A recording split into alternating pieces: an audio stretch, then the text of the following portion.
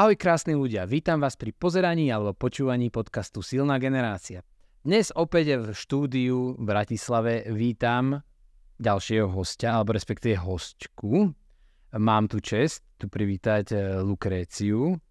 Ahojte. Ahoj. Prosím ťa, predstav sa plným menom, aby som to náhodou nepokazil. Volám sa Lukrécia Tylandiová, ale priezvisko moje úplne bežne nehovorím, ale že si to ty, tak Tylandiová. Ty si veľmi zaujímavý človek, ako každý človek, ktorý je tu u mňa, si súčasťou podľa mňa silnej generácie. Máš viacej rovín, prečo si zaujímavá. Začneme tou úvodnou, profesnou, čo robíš preto, aby si dokázala zaplatiť svoje účty. Som šéfkuchárka, majiteľka. Výborne. Áno, som veľmi rád, že si to rozdelila, lebo sú to asi dve rôzne veci. Aby som doplnil, si šéfkuchárka v sushi, alebo japonsk. Je to sushi bar. Je to sushi bar, áno. V Brne a viem, že bola k tomu trnistá cesta, ktorá netrvala chvíľočku. Skús popísať v rýchlosti, ako to celé bolo. Ono len v rýchlosti, ja sa vlastne k sushi dostala 10 rokov dozadu, keď sme otvárali prvý sushi bar v Trenčine, čo bolo Ojši. Tam som robila 2 roky, potom som sa dostala, chcela som sa trošku viacej naučiť, tak som sa posunula do Brna a vlastne za pol roka som si tak nejak uvedomila, že by som asi chcela robiť niečo vlastné. A akože to si myslím, že každý nejaký ambiciózny kuchár má v hlave, že chcel by mať niečo svoje a nejak si to manažovať sám, tak ako to si myslí, že to vie robiť najlepšie. A ja som sa vlastne spoznala v sushi bare, v ktorom som pracovala práve s kolegom, ktorý mi už po 2 týždňoch povedal, že vieš čo, aby som si chcel otvoriť vlastný sushi bar, ale chýba mi taká tá výkonná zložka a myslím si, že ty by si bola akože super na to, že ty vieš hovoriť ľuďom, čo majú robiť a si z toho akože šťastná. A ja, že akože áno, a tak sme tak nejak rozmýšľali nad tým, že by to bolo asi celkom v pohode. A ja už som vlastne zachraňovala ten podnik, v ktorom sme začali pracovať. Až to nakoniec vlastne nejako skrachovalo a proste celý podnik vlastne pán majiteľ povedal, že sa mu už nechce upravovať, takže to teda zavrie. A vtedy sme si my s Martinom povedali, že tak čo budeme teraz robiť. A začali sme vlastne našim zákazníkom hovoriť o tom, že ten podnik bude končiť. Až sa jedni z našich zákazníkov vlastne chytili toho, že oni nás majú radi to, čo robíme, aký máme k tomu prístup a podobne. A že keby sme si chceli niekedy niečo otvoriť, že by nám radi požičali peniaze. To sú akí zákazníci? S tým, že to nebolo, že chceme byť investori, ale že chceme vám požičať peniaze, ktoré nám potom vrátite a je to vybavené. A my sme boli, že to by bolo vlastne asi celkom super a takáto príležitosť sa stane raz za život, ak vôbec. A bola by hlúposť to neprijať. Tak som začala robiť biznis plán na to, že sme rovno chceli vlastne sushi bar a spravila som nejaký biznis plán ako taký, ako to spraviť. A prišla som s tým, že som spravila základný biznis plán na 500 000 českých korún.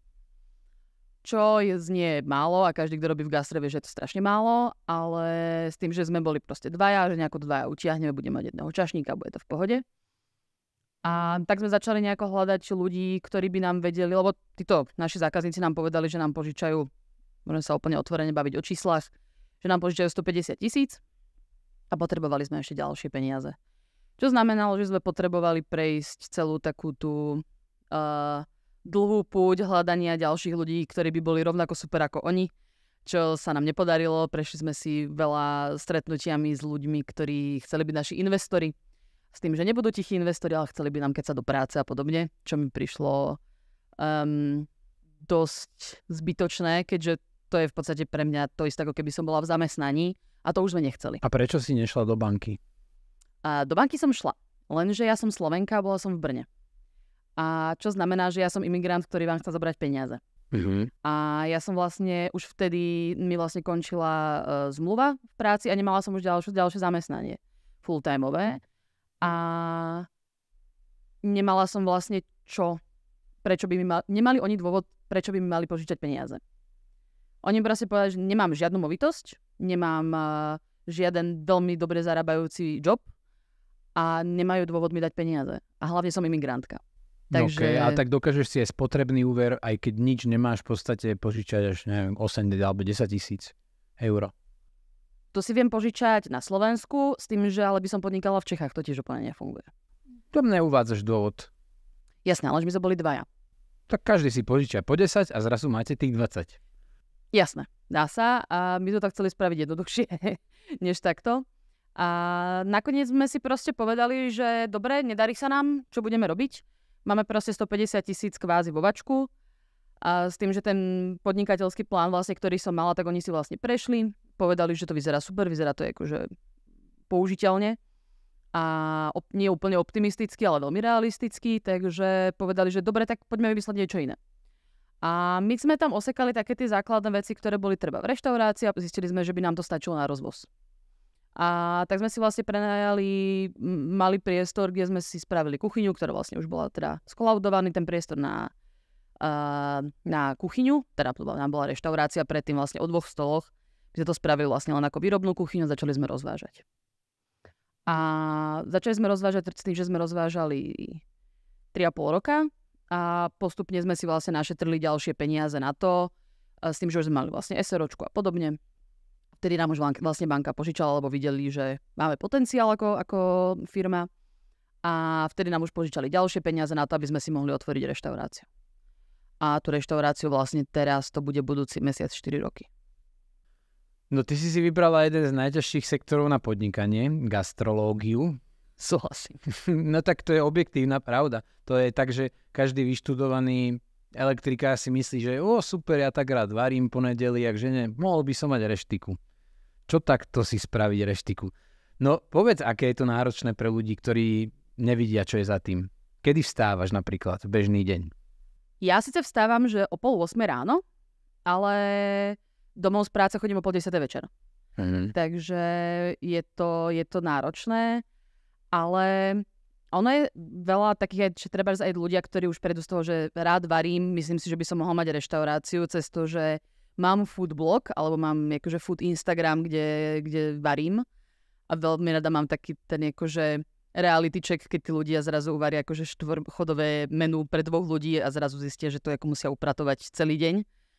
A potom si uvedomíš, že to 4-chodové menu pre tých 2 ľudí musíš uvariť za 15 minút. Áno. A nie jedno. A musíš to variť 12 hodín, takže je to trošku... ono je strašne náročné niekomu vysvetliť, ako náročná práca v kuchyni je, kým to ten človek reálne nezažil aspoň na týždeň. Ja som nedávno videl veľmi dobre, neviem, či je to trend nový, ale taký nejaký dobrý kuchár v anglickej reštike, fakt neviem, či to bola Michelinská, to jedno, má GoPročko na čele a normálne to video je, že ja neviem, že hodina bežného dňa tohto kuchára. A to je neuveriteľné. Ten človek nemá ani 1 sekundu prestoj na ničom. On v kuse robí 30 vecí naraz, 30 procesov funguje naraz a on v kuse iba chodí a on to má v hlave nejak podelené, že áno, vie presne všetko. Najlepší šéf-kuchár musí byť mať skvelý time management. To je absolútne gro, čo proste musíš mať. Musíš rozmýšľať nad tým, že keď už do tej chladničky idem, rozmýšľam, čo budem robiť 4 kroky potom, aby som do tej chladničky mohla ísť iba raz a zoberiem si 2 veci naraz, ako tam ísť jedenkrát, niečo spraviť, ísť tam druhýkrát a spraviť to ďalšie. Takže rozmýšľať 4 kroky dopredu ideálne a mať taký time management, že viem, že toto mi trvá takýto čas a keď počas toho budem robiť niečo ďalšie, tak si ten čas ušetrím. Je tam toho strašne veľa, ten čas je absolútne gro. A potom tá precíznosť. Držať si štandardy a nepovolávať z nich. Je tam strašne veľa vecí, ktoré musia byť tip-top. Pre mňa osobne je napríklad náročné to, že ja som na jednej strane šéf-kuchárka, ale zároveň tým, že som aj majiteľka a tým, že aj obsluhujem vlastne v tom podniku a musím mať na starosti všetko. Čo je problém, že keď zrazu máš treba z nového človeka v obsluhe, ty musíš ísť v normálnom režime, v ktorom varíš, ale do toho musíš ešte čekovať vlastne tú obsluhu, či je všetko v poriadku a podobne, odpovedať na otázky. Pri tej obsluhe potom máš zákazníkov, ktorí sa chcú rozprávať so šéf-kuchárkou, takže musím nám akože vybehnúť, im tam niečo akože poriešiť. Do toho ešte tým, že máme v kuchyni vlastne aj pripravovať čaju, tak to treba ešte akože urobím tam čaj a podobne, takže je tam toho strašne moc, čo si vlastne ľudia úplne nevedia predstaviť, čo je za tým. Do toho odpisujem na telefóne, na rezervácie, na Instagrame prezdieľavam storička od zákazníkov, ktorí sú u nás. Pridávam tam tie fotky, takže nie som iba, že majiteľka, šéf-kuchárka, ale vlastne aj hajrujem nových ľudí, zaučam nových ľudí. Teraz máme skvelú holčinu, ktorá vlastne zauča nám obsluhu. a ako hlavná čašníčka. A do toho vlastne robím social media, striham reelska, fotím veci, takže je tam toho. Pri toľkých úlohách je možné, aby si ich robila svedomito? Ako si povedala, nepovoliť z tej kvality? Je, ale samozrejme som len človek, takže niekedy tam niečo padne, ale väčšinou je to... Zatiaľ teda si zaklopem, že zatiaľ som nemala nejaký fuck up v kuchyni, ale skôr sa mi trebárs... Že ja osobne cítim, že sa mi to napríklad zase v osobnom živote trošku akože láme v tých veciach, že máš ten pocit, že v hlave si odpísal tomu človeku a po 3 dňoch zistíš, že si mu neodpísal? Lebo si povieš, že vidíš to na tom telefóne a už som sa naučila vec, že mám vypnuté upozornenia úplne na všetko okrem firemných vecí. Takže nevyskakuje mi ani Instagram, ani WhatsApp, ani nič. A naozaj si otváram tie aplikácie až vtedy, keď viem, že mám na to čas. Niekedy sa samozrejme stane, že si otvoríš tú správu a si, že Ježiš, toto musím vlastne vyriešiť, musím tomu človeku odpísať a do toho ti príde niekto spredu, že máme 2 ľudí, potrebujem rýchlo toto sebou a potrebuješ to rýchlo spraviť. Asi, že jasné, odpíšem potom. A už sa k tomu nikdy nedostaneš. Takže cítim, že jasné, nemôže ísť na 100%, proste sme 7,5 roka vlastne v biznise, 7,5 roka není možné normálne fungovať. Bez nejakého vyhorenia. Tak, že niekde naozaj tie momenty sú, kedy cítim, že tu je to slabšie a tu vlastne musím dávať trošku viacej pozor, ale čo sa týka tej biznisovej stránky, pre mňa je to absolútne vysnená práca, to, čo robím. Takže naozaj som veľmi svedomitá v tom, čo robím a ako to robím. Takže... To je vlastne príbeh veľmi veľkej skupiny reštaurácií, že na začiatku je tá vášeň, ten entuziasmus a tá kvalita, ako si povedala, počasie ide rapidne dole a už vlastne aj tí ľudia potom tam neprichádzajú späť a potom ten majiteľ si búcha hlavu, nemá zákazníkov a už vidíme za pol roka na prenájom. Znova ďalšia reštika a príbeh sa opakuje a opakuje. Pre mňa je napríklad veľmi dôležité presne to, že my sme vlastne 2 majitelia s tým, že kolega je sushi master a ja som šéf kuchárka. A my sme v tej práci vlastne skoro stále. Takže keď tam není jeden, tak tam je druhý. Že tam sa nikdy nestane, že my 2, aby sme tam neboli. Čo je presne tá vec, ktorá je podľa mňa taký akože jeden z dôležitých bodov úspechu podniku, aby tam tí majitelia boli a vedeli, čo sa tam deje. Ja som pracovala vo veľa podnikoch, kde bol majiteľ človek, ktorý tam prišiel raz za deň na kávu a večer si pre peniaze. Tedy nemáš šancu vedieť, čo sa deje a ak sa tam vidíš, že sa začne niečo drobiť a niečo sa začne diať zlé, ty nevieš, prečo sa to deje. Lebo nevidíš do toho. Ako náhle tam som ja a trebárs vidím, že sme mali trebárs nejaký slabší týždeň, niečo sa proste deje. Ono je to dosť často vidno na dýškach, na tringeltoch.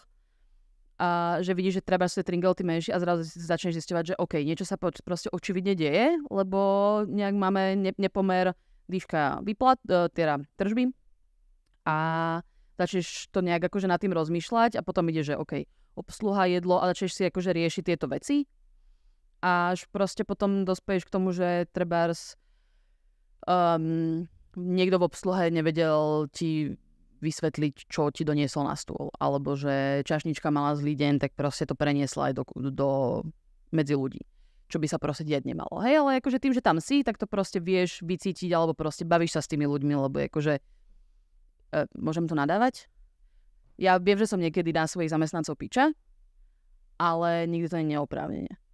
A zároveň som si vedomá toho, že na jednej strane sú ľudia a majú emócie a tak, ale stále som za to, aby boli profesionálni. Mi je jedno, čo sa ti deje v živote. Chcem sa s tebou o tom porozprávať, poďme sa o tom baviť, ale ako náhle vidieš na plac, nemôže to byť na tebe poznať. Ten človek nemá pri tom stole, ktorý sa prišiel nájsť, nemá sa cítiť zle za to, že ty ho teraz obsluhuješ, lebo proste ti zomrel škrečok včera večer. To není ich bordel. Oni tam proste zaplatia úplne rovnaké peniaze, či ty máš dobrý alebo zlý deň. A som absolútne, viem, že je to tvrdé, viem, že je to akože v dnešnej dobe snehových vločiek veľmi náročné pre niektorých ľudí prijať. Presne preto veľakrát obsluhujem ja, nemáme tam toľko ľudí v obsluhe, pretože mám vysoké nároky. Ale vysoké nároky sú skvelé v tom, že viem, že budeme mať vysoké výkony a že viem, že ten podnik pôjde dopredu a nie dole. To je absolútne v poriadku. Ja si myslím, že si to povedala na rovinu, ako to je. Tam ešte je taký dôležitý moment, že proste dvere sú otvorené, keď sa ti nepáči, môžeš zarábať inde. Ale zase počúvam z každej strany, že zamestnancov je čím ďalej menej. Ľudia sú takí nejakí, keby začali byť fajnoví na prácu a majú dojem, že... Ale to ide podľa mňa aj s tými sociálnymi sieťami, že každý má dojem, že však to je jednoduché, správne si vlastný biznis, poďme do toho. A potom vlastne ľudia nechcú ísť robiť k niekomu pod jeho pravidlá, lebo ako si povedala, si na nich tvrdá, lebo je to tvoj biznis, ty na konci dňa, ty tam máš svoje meno a tí ľudia sa buď k tebe vrátia, alebo nie. A naozaj ten čašník je výkladná skriňa v podstate každej reštaurácie. To je extrémne dôležitý človek. Presne tak. Ja som nedávno bol v takej burgerárni vyhlásená v Čechách, sme boli u bratranca. Výborný burger, všetko. Videl som, že majiteľ tam kmita, bola tam baba, ktorá to mala ťažko a fankúlo. No tak mi to znepríjemnila, ale extrémne. Ja už by som tam nešiel, ale hovorím si, že chudák chlap, nemá tam asi koho, tak tam musí trpeť ju. A to je presne tá vec, že my tým, že sme si to vlastne akože vybudovali úplne od začiatku s tým, že nie je pozícia v rámci toho podniku, na ktorej by jeden z nás nerobil. Okrem teda kolega nerobí sociálne siete a ja nemám vodičák, hej, takže toto sú treba dve veci, v ktorých sme neboli. A každý máme akože jedno mínus, ale zároveň viem, že ja som treba aj suši rozvážala na bicykli. Tam keď sa pokazilo auto, tak som proste sadla na bicykel a išla som proste rozvážať. Hej, že neriešila som proste to, že či teraz si môžem sadnúť a plakať proste, alebo tu mám nejaké objednávky a tých zákazníkov nesklameš, vieš. A ty vieš, čo sa tam deje. Ja viem, že proste my dvaja sme schopní potiahnuť tú reštiku nejakú dobu sami. Ja som absolútne šťastná, keď tam nájdeme nejakého človeka a nechceme ho pustiť, lebo proste keď vidím, že tam je niekto fakt dobrý, tak sa ho tam snažím proste udržať, akokoľvek sa to dá. Ak tam mám nejakého človeka, ktorý je taký, že no dobre, teraz viem, že budem mať náročný mesiac, budem ťa tu potrebovať, ako dávam ti 8 z 10, nie som s tebou úplne na 100% spokojná, ale nie som až tak nespokojná, aby som ťa poslala do prdele po prvej smene.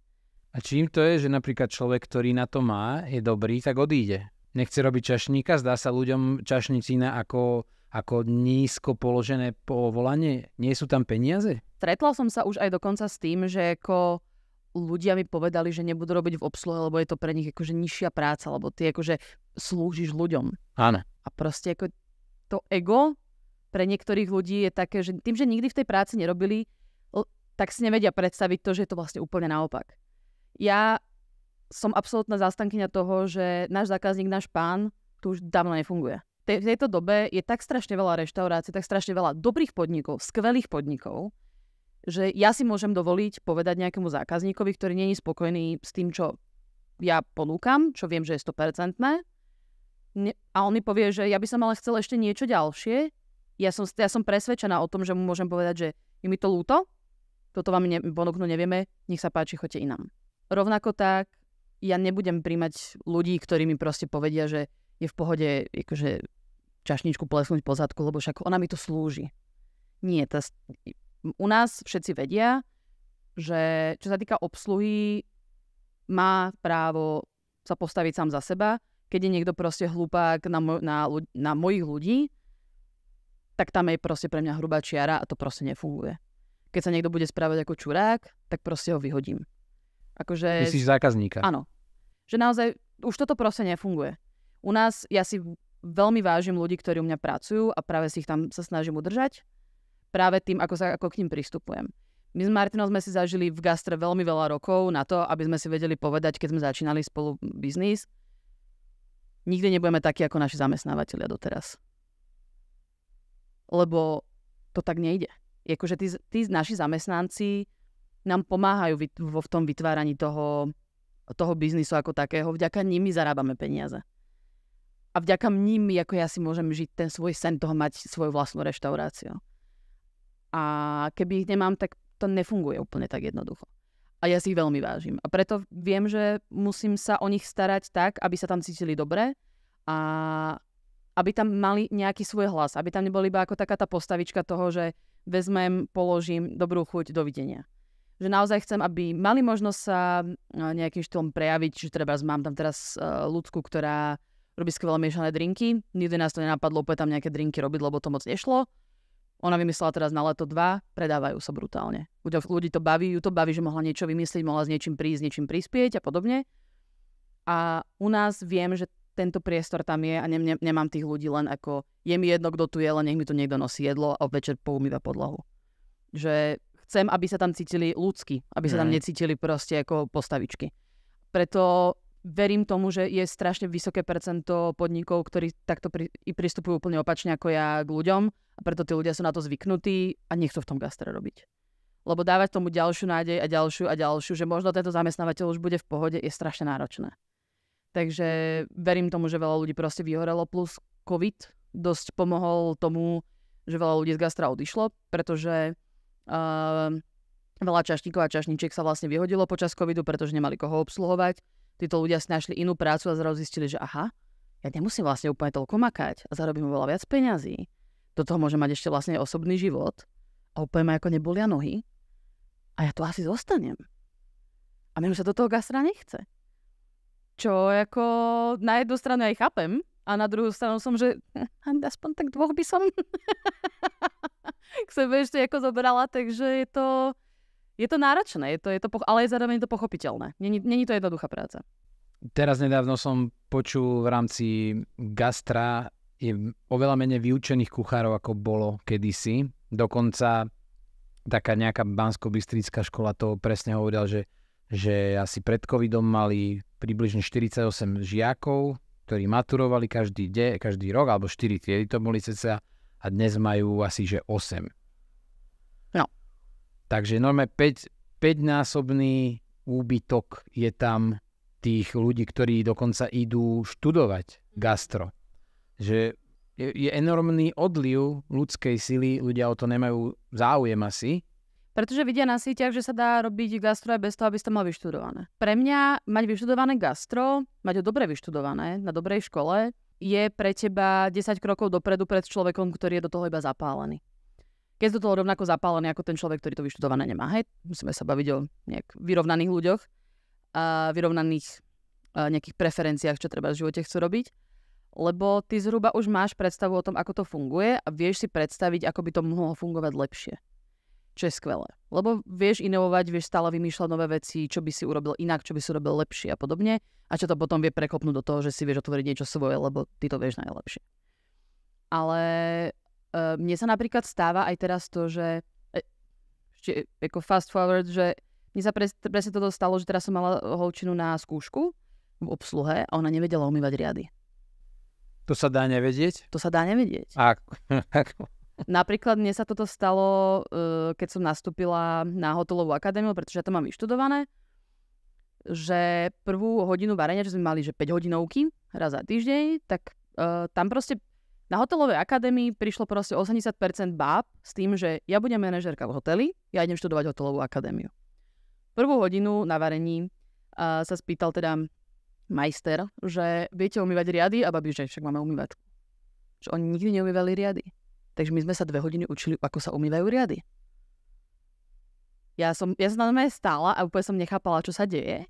Ja akože pustím vodu. Že najskôr musíš to akože umyť tú hrubú špinu, potom zobrať tú jar na tej húbke, umyť to, opláchnuť to a dať to bokom. Wow. Masaker. Je to masaker, ale že nenapadne ti to, že existujú ľudia, ktorí nikdy v živote neumývali riady, pretože majú doma umývačku riadov a oni nevedia, jak sa to robí. To teda vôbec. A to je trebárs vec, akože je to, že 1% z toho, ale už keď nastupuješ proste do tej akože školy, tak sa tam naučia umývať riady. Naučia ťa, ako sa správne krája cibula a podobné veci. Vieš, že toto mal práve kamarát, ktorý bol šéf kuchár v inej reštaurácii v Brne.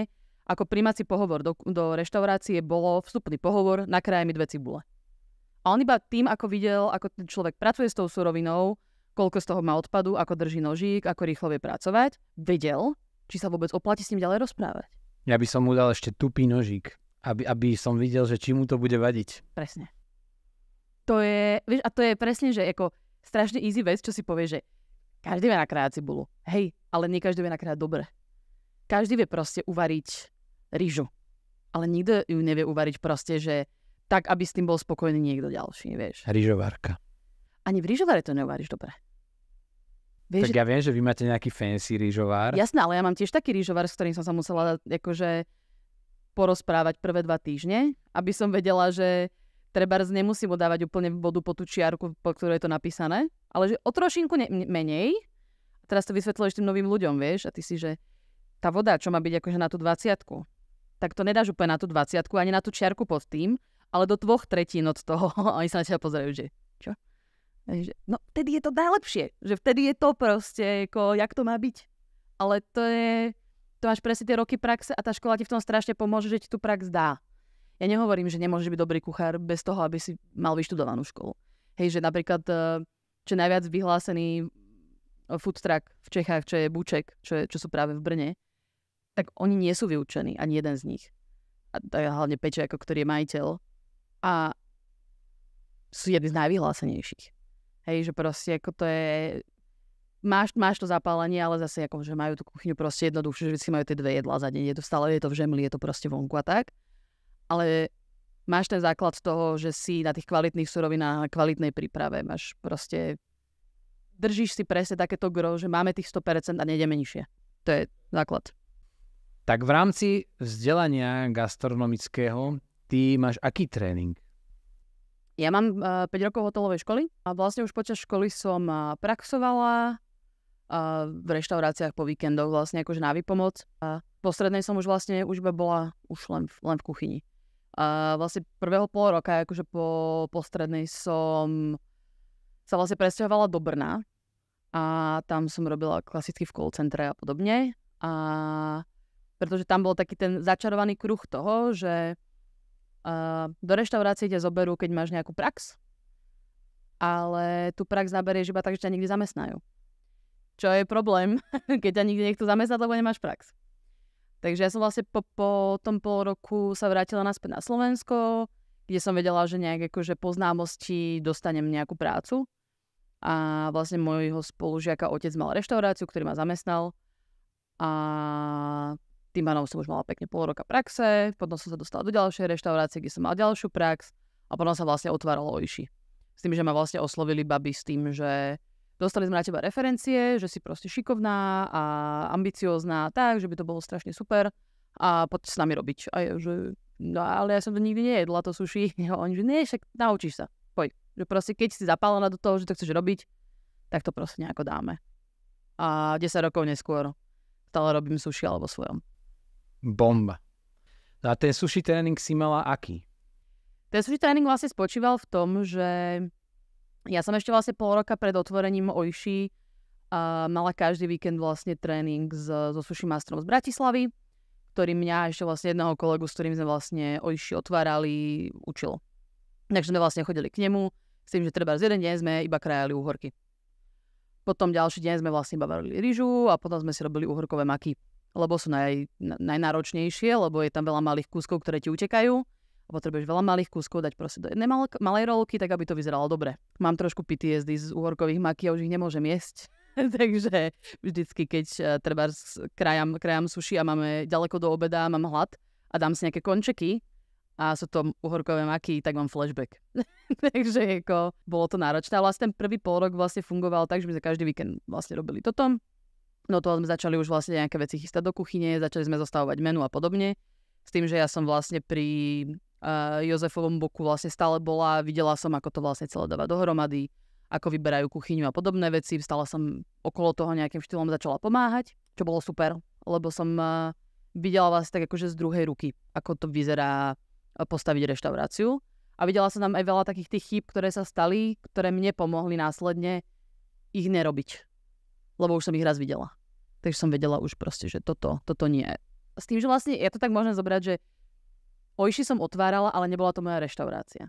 Čo bolo super, že nemala som tam vlastne žiadnu hmotnú zodpovednosť za to, že keby sa tam niečo proste posralo, tak ako by to bolo na mňa, lebo som tam bola vlastne úplne ako nováčik, ktorý tam len tak prismrdal, akože popri tom, ako sa to otváralo, takže.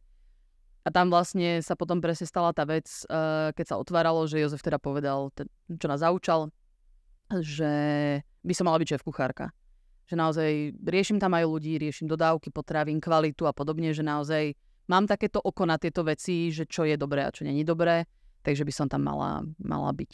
Byť šéf-kuchárom v reštaurácii nejakej u niekoho je jedna vec. Mať vlastnú reštauráciu, vlastný biznis je vec celkom iná. Ty si mala teda tú výnimočnú príležitosť, že si to mohla ošahať u niekoho iného, kvázi.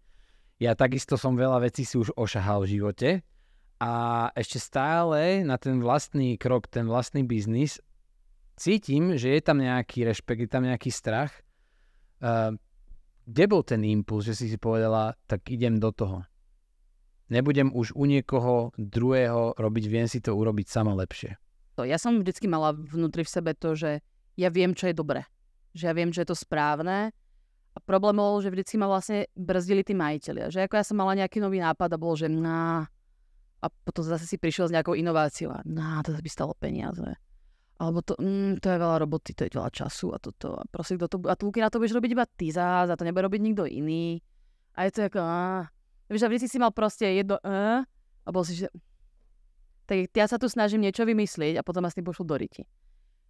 A hlavný impuls bol samozrejme to, že nám prišli vlastne tí zákazníci, ktorí nám povedali, že dáme vám peniaze. To bol hlavný impuls pre mňa.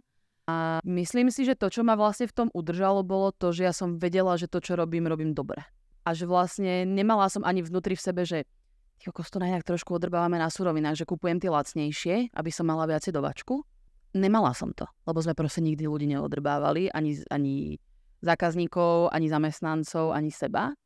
Takže mať takéto čisté svedomie a zároveň vedieť, že máme kam rásť a že chcem rásť a že to je to, čo som vždy chcela robiť, je pre mňa to najdôležitejšie.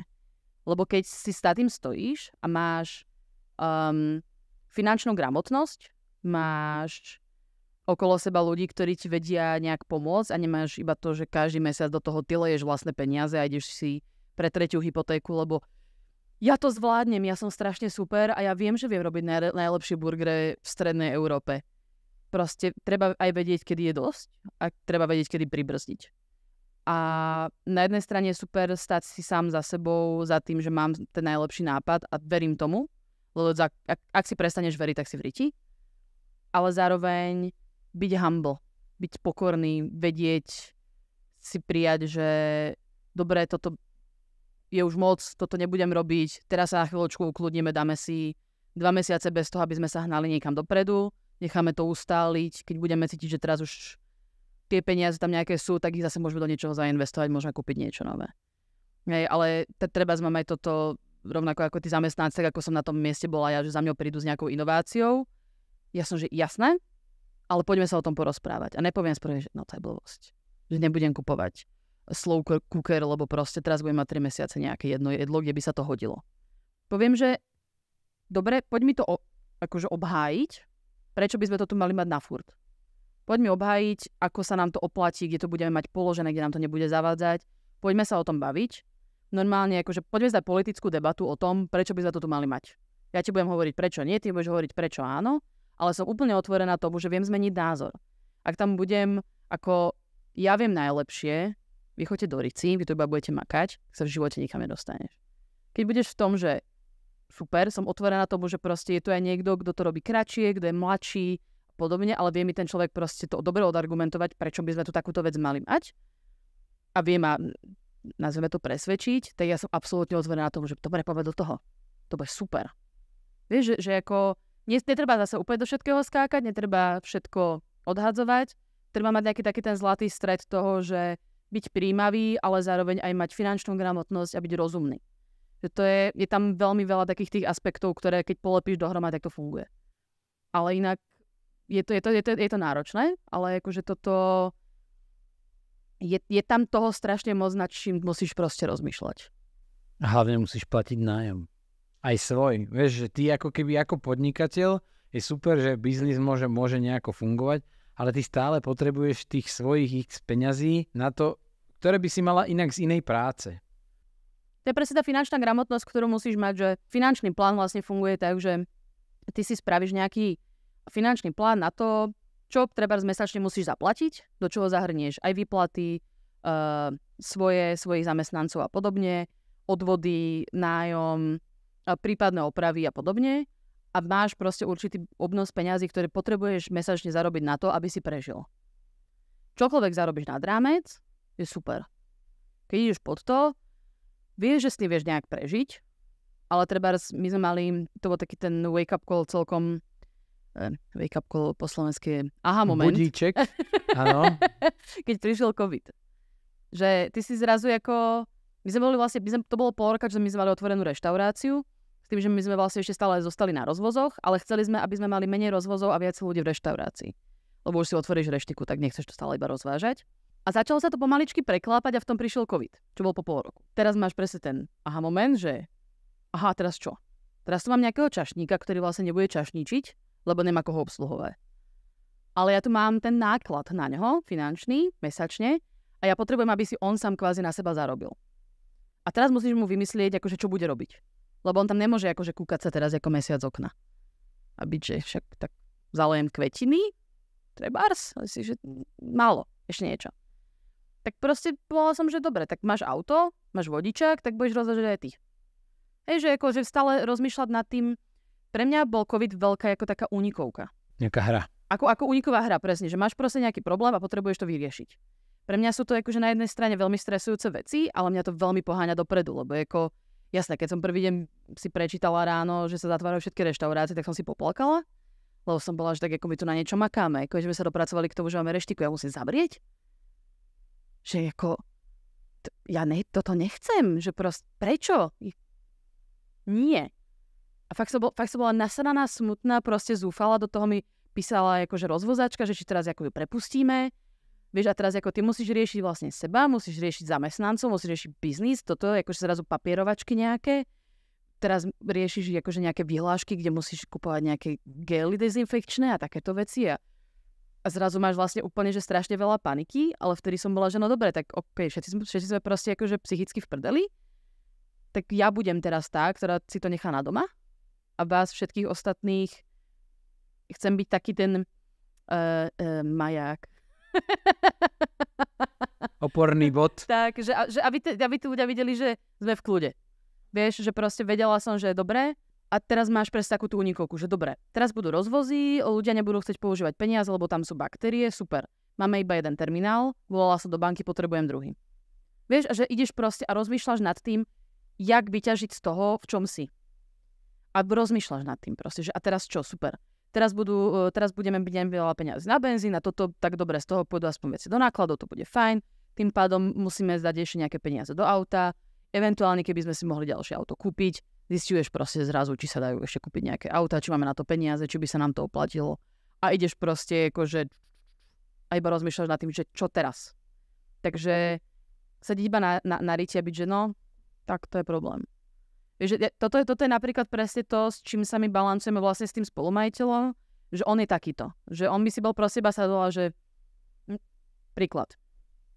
Padol mi v kuchyni nožík a padol mi na kábel z chladničky. A rozsekol ho. A Martin proste prišiel s tým, že no tak musím kúpiť novú chladničku, no tak to je v riti, no. Tak proste to zase bude tých 10 litrov, paráda. Tak to je piči. A ja, že Maťo, však ale teba kábel toto vrem, vyriešime proste, on že no a to a vieš, on ide do toho akože a ja som, že nie, máme tu problém a ja ho môžem vyriešiť. Vieš, a to je, že hneď zavoláš toto, hneď vybavím proste, toto skúsim vrem, ako ja tu iba varím, ja nie som elektrikár, ale myslím si, že ten kábel by sa mohol dať vymeniť. A čo, že no ja neviem vrem. Nevieme, zavoláme nejakému elektrikárovi. Hneď idem na Google, zavolám nejakému typkovi, stala sa mi táto vec, koľko by to stalo, kedy viete prísť, treba kúpiť kábel, viete ho doniesť. A ideš, rozmýšľaš proste a ja mám toto, možno to má nejaký akože hyperaktívny mozog a asi tá krízový manažment tak, je to? Áno. Akože je to také, že ukludnené ADHD, že proste akože vieš si odletieť úplne niekam, ale vieš to zároveň akože ukludniť, že teraz riešim iba tento problém. Nejdem tuto ani tuto, ale idem iba takto. Takže ako na tom, toto mňa na jednej strane baví, aj keď nehovorím, že by som chcela, aby sa mi to dialo, lebo nie je to úplne ideálne. Ale už keď sa to udeje, tak viem, že z tohto viem vždy nejako vykurčulovať, lebo viem vyriešiť proste akýkoľvek problém. Nebáť sa toho, že proste keď sa udeje čokoľvek, tak byť proste... Moja mama vždycky hovorí, že kto je pripravený, není zaskočený. Čo je na jednej strane na hovno, žiť v permanentnom strese z toho, čo sa môže stať, ale zároveň máš niekoľko ďalších backup plánov, že čo by sa mohlo udiať a ako to vyriešiš. Pri najhoršom umreš. Hej.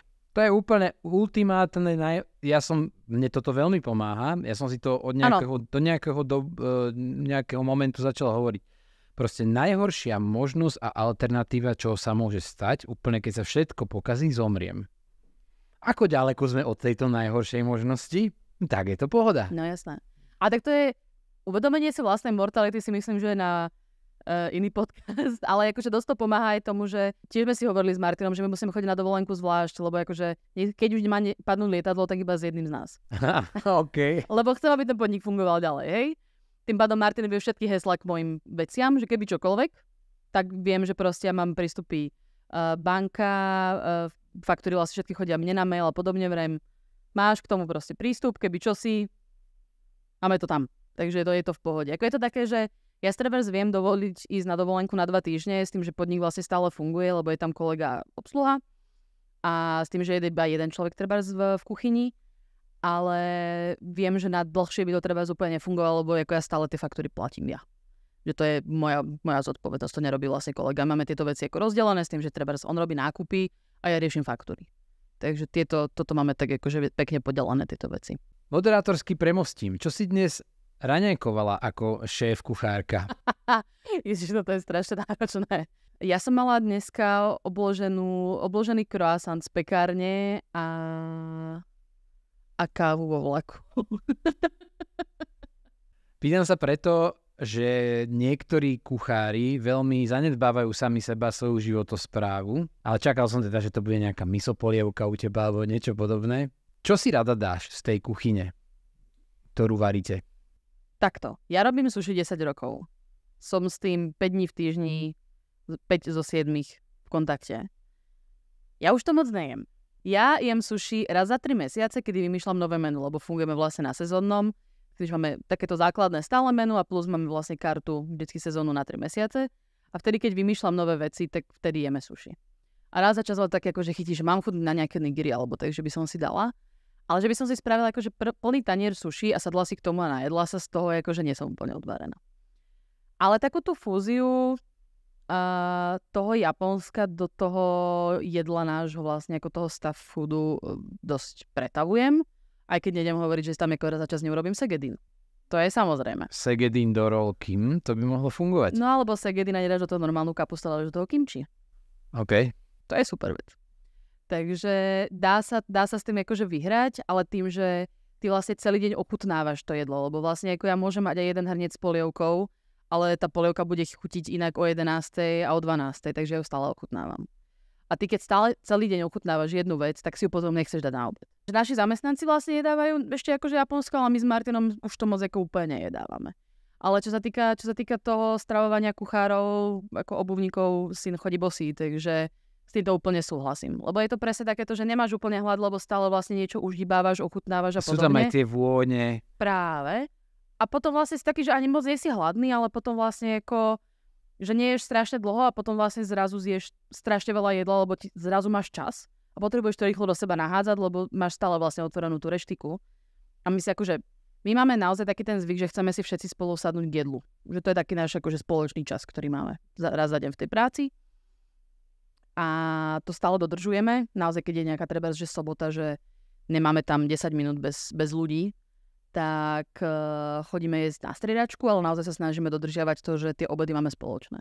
Že vtedy sa naozaj sadneme, v kľude sa najeme, pustíme si na YouTube k tomu nejaké video, alebo Masterchefa, alebo proste takúto nejakú vec a najeme sa všetci spolu. Ale akože tie raňajky už som sa naozaj naučila jesť predtým, ako idem do práce. A potom si vždy sadnúť k tomu obedu a večeriam samozrejme až neskoro, ale som úplne presvedčená o tom, že všetci kuchári máme proste úplne na prd príjem. Takže to je... Ja som chvíľu skúšala si robiť kalorické tabulky a zistila som, že je málo. A že si má vlastne dlhodobý problém. Takže no, už iba tým, že človek vlastne 12 hodín stojí na nohách, tak má vlastne aj ten výdaj dosť veľký už iba z toho, že stojí. Takže je to... No a vlastne stále uždíbávaš, takže vlastne stále máš vlastne celodenný príjem, ktorý vlastne ale dohromady robí akože nič moc. Lebo uždíbávaš, takže je to problém. To je takzvaná bodová dieta. Tu zbodnem. Aké sú trendy možno v sushi? Čo teraz vymýšľate? Okrem teda, myslím, že nejakú fúziu stále riešiš, ale viem, že vy máte špeciálne menu aj sezónne. Aké sú trendy momentálne? No ono je rozdiel trendy svetové a trendy u nás. Pretože som si vedomá toho, že my úplne nemáme konkurenciu, čo týka, nazvime to dokonca, možno by som povedala kľudne, že Českej republiky, ak by som chcela byť neúplne skromná. Lebo my to robíme naozaj inak.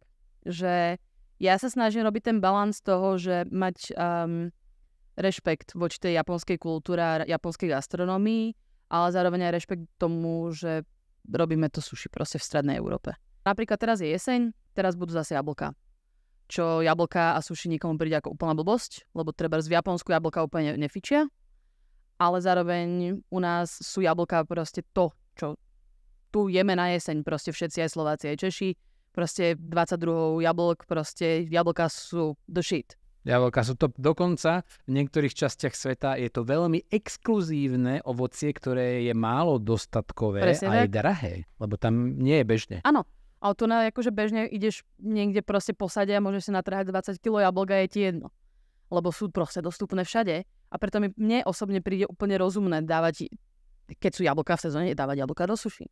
Ale zase mať ten rešpekt voči tomu, že to robím v rámci tej japonskej kuchyne a snažiť sa robiť aspoň tú úpravu tak, aby to dávalo zmysel. Že jasné, niekto by mohol povedať, že no dobre, tak si v Čechách, tak tam daj Godhaj. Alebo sprav sushi s párkom. Lebo však tak to je fúzia, nie? Ale to je presne to, že ten balans toho rešpektu a zdravého rozumu. Že ako a toho vlastne, kde žijeme. Že to je proste pre mňa veľmi, veľmi, veľmi dôležité. Takže kyslá rýža s malokarpatským salámom. Super. Zaliatá kečupom. Paráda. No a to je presne to, že je to bez rešpektu. Podzimné menu v reštaurácii Konoha.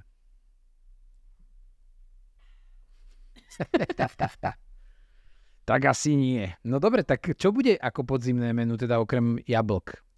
No my máme teraz napríklad jablka marinované v gofujangu, čo je taká rýžová slano-kyselá pasta pálivá.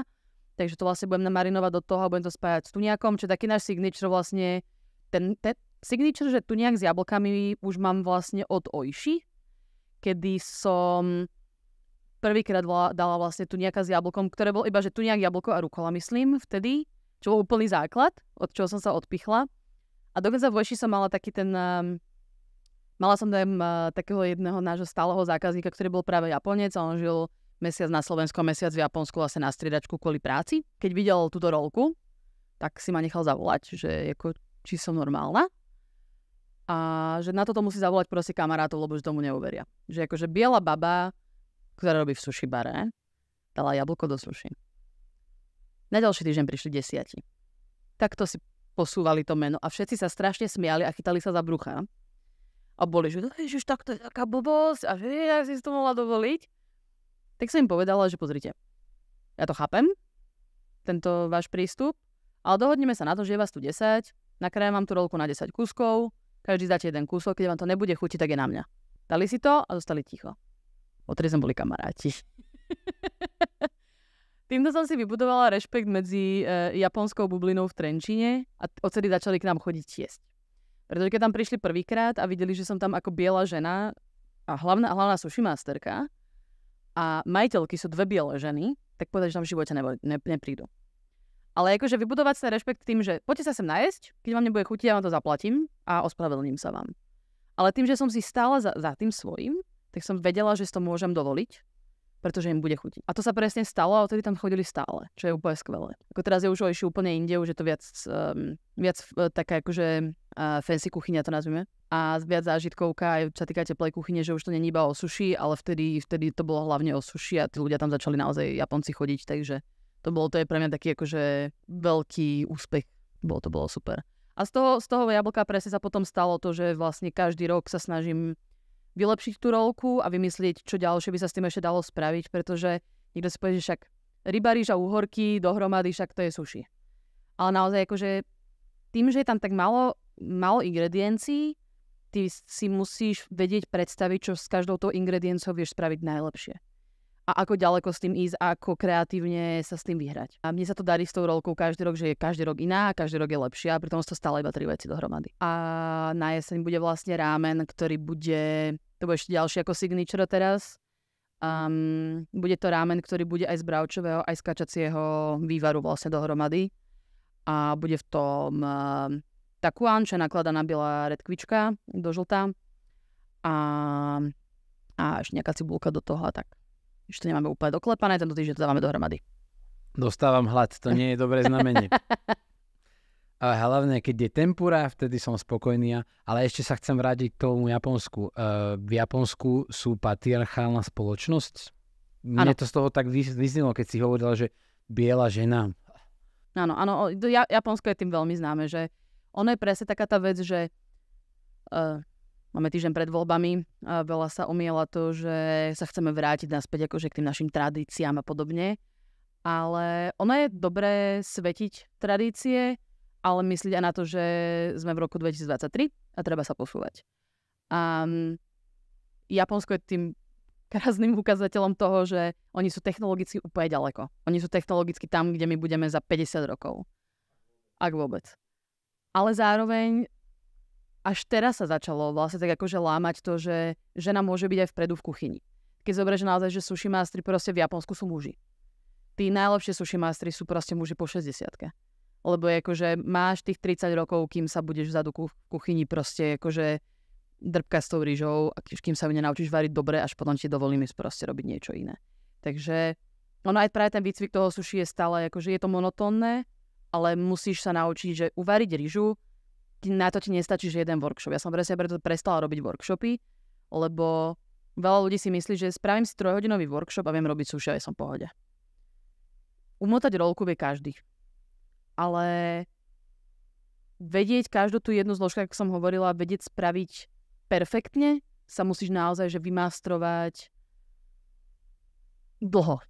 Naozaj dlho. Takže ten patriarchát je práve v tomto taký, že žena chce patriť do kuchyne, ale nie do profesionálnej. Lebo napríklad pri sushi sa hovorí, že vlastne pri sushi by si, ako sushi master by si nemal hovoriť, keď pripravuješ to sushi, aby si neprskal vlastne akože na to jedlo.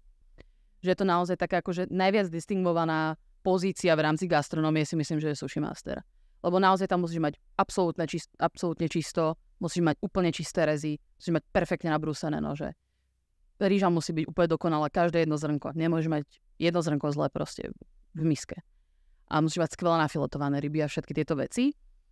A potom prichádza presne tá časť toho, že vraj, hovorím, ako to sa hovorí a prečo nemôžu byť ženy sushi masterky, pretože ženy majú menštruáciu.